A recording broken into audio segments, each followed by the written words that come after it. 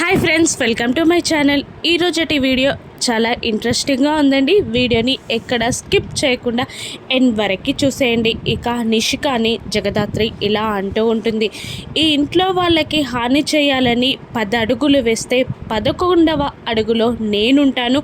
నన్ను దాటుకొని ఈ ఇంట్లో వాళ్ళకి వాళ్ళు హాని చేయాలి అని అంటూ నిషికాని కోపంగా చూస్తూ జగదాత్రి అక్కడి నుండి వెళ్ళిపోతుంది. ఇక నువ్వు ఒక్కసారి గెలిస్తే సరిపోదు జగదాత్రి, నాపై నువ్వు ఎప్పటికీ గెలుస్తూనే ఉండాలి. నేను మాత్రం అలా కాదు, ఒక్కసారి గెలిస్తే నిన్ను ఇంట్లో నుండి గెంటేస్తాను. ఇక జన్మలో నిన్ను ఈ గుమ్మంలో కాలు పెట్టనివ్వను అని నిషిక మనసులో అనుకుంటూ ఉంటుంది. ఇక హాల్లో భవాని గోల చేసేస్తూ ఉంటుంది. చూసావాక ఇంకా వీళ్ళు డాక్యుమెంట్స్ తీసుకురాలేదు, ఇక వెళ్దాం పదండి, ఇంకా ఎందుకు వెయిట్ చేస్తున్నారు అని భవాని అంటూ ఉంటుంది. ఇక అఖిలాండేశ్వరి మాత్రం ఇలా అంటుంది, బంధాన్ని తెంచుకోవాలి అంటే ఒక్క నిమిషం చాలు, కానీ అదే బంధాన్ని నిలుపుకోవాలి అని అంటే జన్మంతా కష్టపడాలి అని అఖిలాండేశ్వరి అంటూ ఉండగా, నిజం చెప్పారు అఖిలాండేశ్వరి గారు మీరు అని కౌశికి డాక్యుమెంట్స్తో సహా వస్తుంది.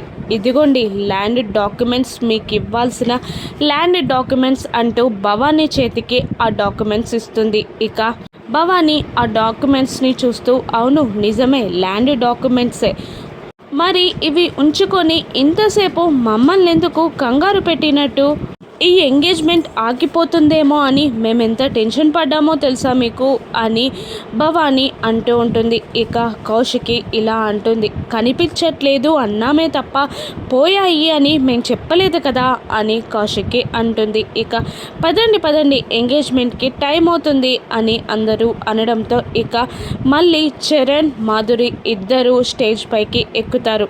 కౌశికి వాళ్ళకి రింగ్స్ అందిస్తుంది. ఇక చరణ్ మాధురికి రింగ్ తొడుగుతాడు, మాధురి కూడా చరణ్కి రింగ్ తొడుగుతుంది. ఇక వాళ్ళు పూలమాలలు మార్చుకుంటారు. ఇదంతా చూస్తూ యువరాజ్ నిషిక మాత్రం చాలా కోపంగా ఫీల్ అవుతూ ఉండగా మిగతా అందరూ హ్యాపీగా ఫీల్ అవుతూ ఉంటారు. ఇక అప్పుడే అదే టైంలో పోలీసులు ఇంటికి వస్తారు. ఇక అది చూసి అందరూ షాక్ అవుతూ ఉంటారు. ఇక కౌశికి ఏంటి ఎస్ఐ గారు మళ్ళీ వచ్చారు మీరు అని అడుగుతుండగా, సారీ మేడం, మీ ఇంటికి పదే రావాల్సి వస్తుంది, మిమ్మల్ని ఫంక్షన్ టైంలో డిస్టర్బ్ చేసినందుకు సారీ మేడం అని అంటూ ఉంటాడు ఆ ఇన్స్పెక్టర్. ఎందుకు వచ్చారు మీరు అని మళ్ళీ కౌశికి అడగగా, ఘట్టమనేని చరణ్ని మర్డర్ కేసులో అరెస్ట్ చేయడానికి అని అనేస్తాడు ఆ ఇన్స్పెక్టర్. అందరూ అఖిలాండేశ్వరి, భవానీ, కౌశికి, వైజయంతి, సుధాకర్ అందరూ ఇంట్లో ప్రతి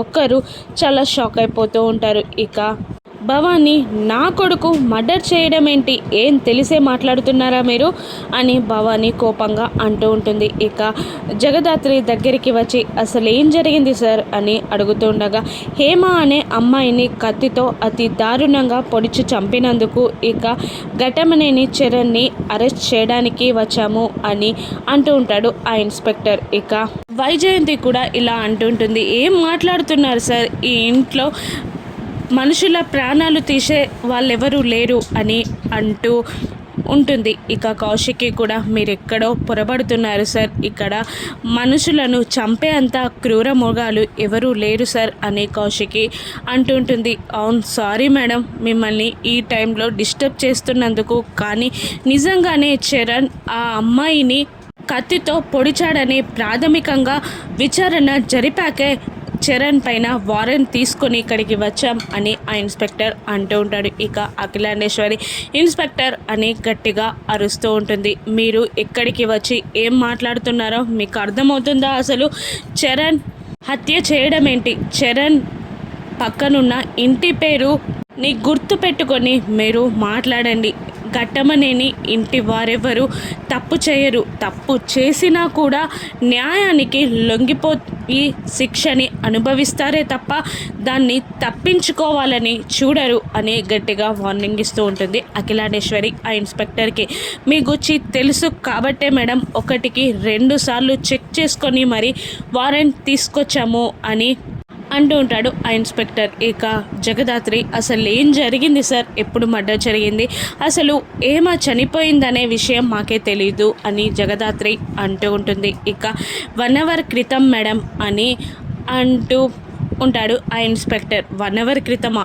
9 నుంచి చరణ్ ఇంట్లోనే ఉన్నాడు, అటువంటప్పుడు మర్డర్ ఎలా చేస్తాడు అని దాత్రి అడుగుతూ ఉంటుంది. తెలీదు మేడం, కరెక్ట్ 1 అవర్ క్రితం మాత్రం చరణ్ అక్కడికి వచ్చి హేమాని పొడిచి పారిపోయి ఇక్కడికి వచ్చాడు అని చెప్తాడు ఆ ఇన్స్పెక్టర్. ఇక అఖిలాండేశ్వరికి 1 అవర్ బ్యాక్ చరణ్ మా ఫ్రెండ్కి యాక్సిడెంట్ జరిగింది పెద్దమ్మ అని చెప్పి ఇప్పుడే వచ్చేస్తాను అని చెప్పిన మాటలన్నీ గుర్తొస్తూ ఉంటాయి.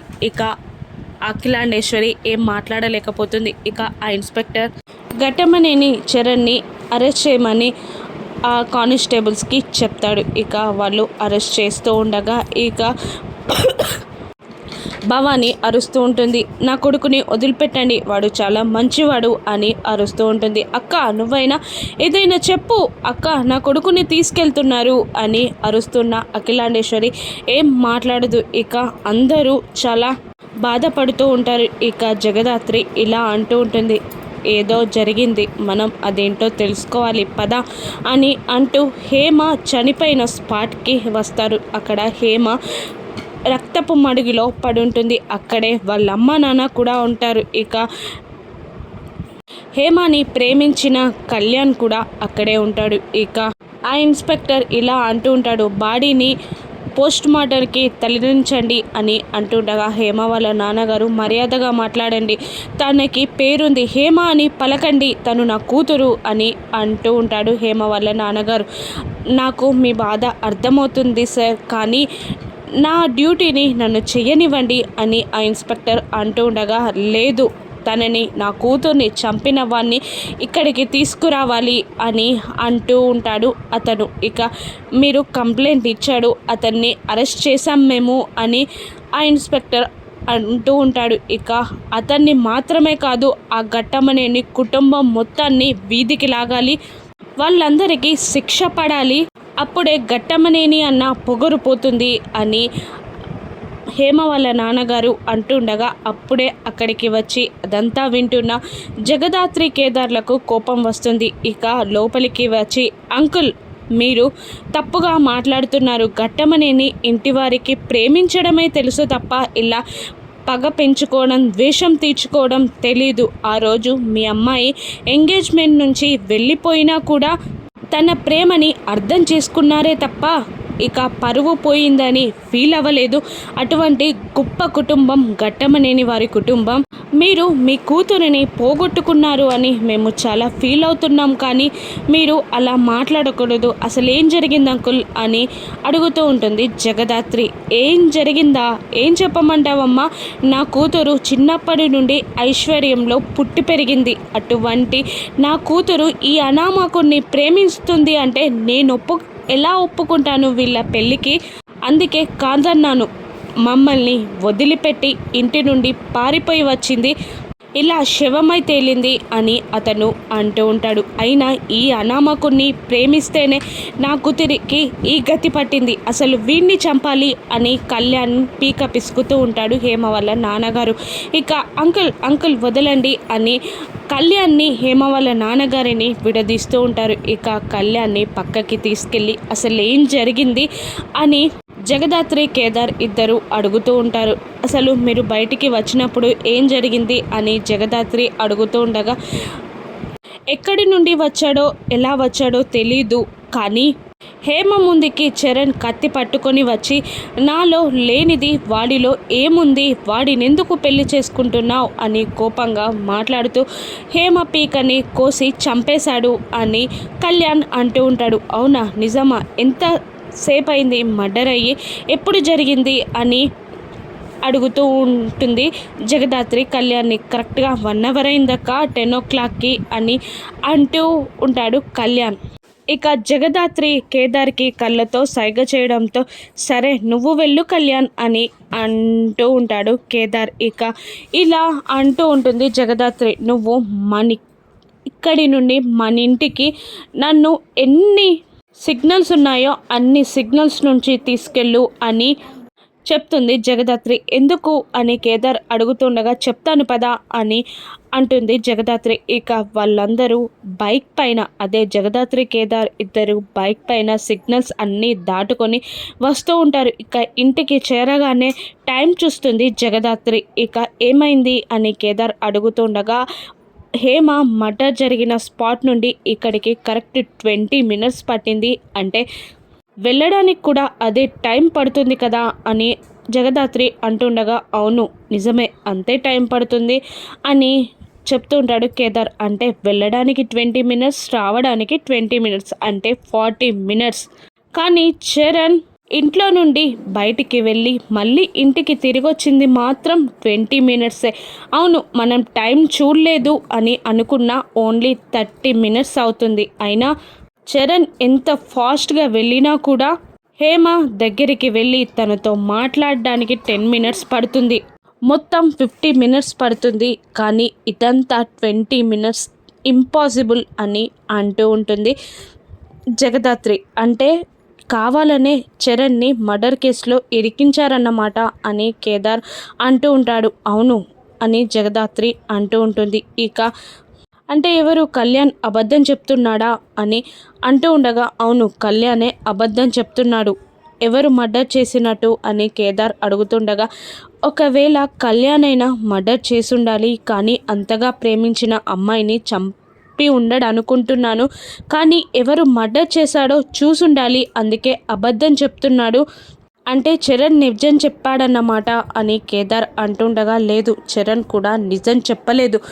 మనకి 20 మినిట్స్ దగ్గర ఏ హాస్పిటల్ లేదు అని జగదాత్రి అంటుండగా మర్డర్ స్పాట్కి, అదే యాక్సిడెంట్ స్పాట్కి వెళ్ళొచ్చు అని కేదార్ అంటాడు.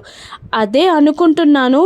ఇక ఆ అనుమానం కన్ఫర్మ్ కాలేదు కాబట్టి చూస్తున్నాను అని జగదాత్రి అంటూ ఉంటుంది. అంటే కళ్యాణ్ని 4 పీకితే ఇప్పుడు నిజాలన్నీ బయటపడతాయన్నమాట అని అంటూ ఉంటాడు కేదార్. అవును కానీ ఇప్పుడు కాదు, అసలు ఇంట్లో ఏం జరుగుతుందో చూద్దాం పదా అని లోపలికి వస్తూ ఉంటారు. ఇక ఇల్లంతా చాలా సైలెంట్గా ఉంటుంది. అందరూ దిగులుగా కూర్చుంటారు. నిషిక మాత్రం స్టెప్స్ దిగుతూ అబ్బా ఎంత హాయిగా ఉందో, 2 డేస్ నుంచి అంత గోలగా అందరూ ఎంజాయ్ చేస్తుంటే నేను బాధపడ్డాను. ఇప్పుడు ఈ సైలెంట్ ఎంత బాగుందో. ఈ నేరం మొత్తం జగదాత్రి మీదికి తోసేసి ఇంట్లో నుండి గెంటేయాలి అని మనసులో నిషిక అనుకుంటూ ఉంటుంది. ఇక బూచి ఇలా అంటూ ఉంటాడు. ఏంటో అన్ని కష్టాలు మనకే వస్తున్నాయి, దరిద్రం అంతా మనలోనే తాండవం చేస్తుంది. ఇక ఎంగేజ్మెంట్ జరిగిపోయింది అనుకునేసరికి ఆ అబ్బాయిని పోలీసులు అరెస్ట్ చేశారు. ఏంటో ఇదంతా అని అంటూ ఉంటాడు కాచి. ఇక అదేంటో కాదు, నిజంగా ఈ సంబంధమే తప్పుడు సంబంధం. మనం ఈ సంబంధం అనుకున్నప్పటి నుండే ఈ గొడవలు మొదలయ్యాయి. అయినా సంబంధం మంచిది కాదు, ఏదో ప్రాజెక్టులు ఉన్నాయి అని పెళ్ళిళ్ళు చేసుకుంటే ఇలాగే ఉంటుంది అని కౌశికి గుచ్చి ఎగతాళిగా మాట్లాడుతూ ఉంటుంది నిషిక. ఇక జగదాత్రి కేదార్ ఏం చేయనున్నారు? అసలు చరణ్ మర్డర్ చేశాడా, కళ్యాణ్ మర్డర్ చేశాడా, నిజాలన్నీ ఎలా బయటపడతాయి, చరణ్ నిజం చెప్తాడా, అసలు హేమని చంపిందెవరో జగదాత్రి బయటపెడుతుందా? రాను ఎపిసోడ్స్లో చూద్దాం. Thank you for watching.